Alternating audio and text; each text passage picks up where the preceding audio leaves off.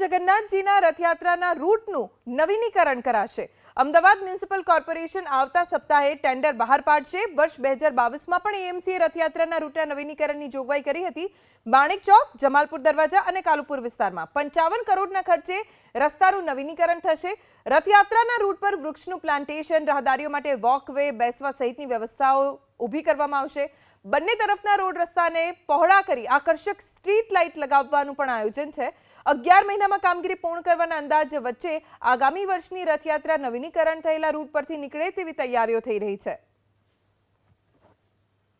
ભગવાન જગન્નાથના મંદિરની સ્થાપના બાદ પ્રથમ વખત 22 કિલોમીટર લાંબી રથયાત્રા જે રૂટ પરથી પસાર થાય છે તેનું નવીનીકરણ અમદાવાદ મહાનગરપાલિકા તરફથી શરૂ કરવામાં આવશે। અંદાજે 11 મહિનાનો સમય લાગશે જ્યારે જગન્નાથ ભગવાનની રથયાત્રા જે રૂટ પરથી પસાર થાય છે એટલે કે જગન્નાથ મંદિર જમાલપુરથી લઈ અને સરસપુર મંદિર તે તમામ જે મુખ્ય સ્થળો આવેલા છે ત્યાં આગળ નવીનીકરણ કરવા માટે અમદાવાદ મહાનગરપાલિકા તરફથી આયોજન કરવામાં આવ્યું છે અને તેની પાછળનો અંદાજિત ખર્ચ 52 કરોડ જેટલો થશે।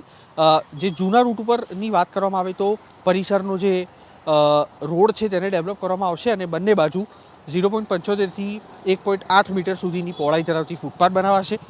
તેના સાથે રથયાત્રાના રૂટ ઉપર અત્યારે 50થી 60 જેટલા વૃક્ષો છે તેની સંખ્યા પણ વધારવામાં આવશે।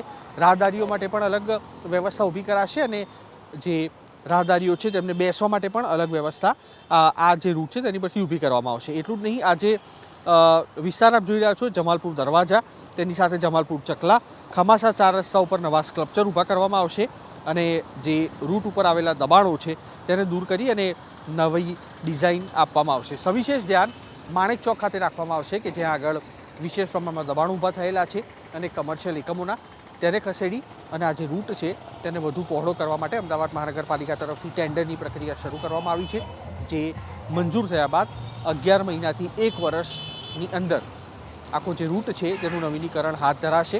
એટલે કહી શકાય કે આગામી વર્ષે જે ભગવાન જગન્નાથજીની રથયાત્રા યોજાવાની છે તે નવા અને આકર્ષક રસ્તા ઉપરથી પસાર થાય તે પ્રકારની તૈયારીઓ હાલ કોર્પોરેશન દ્વારા કરાઈ રહી છે।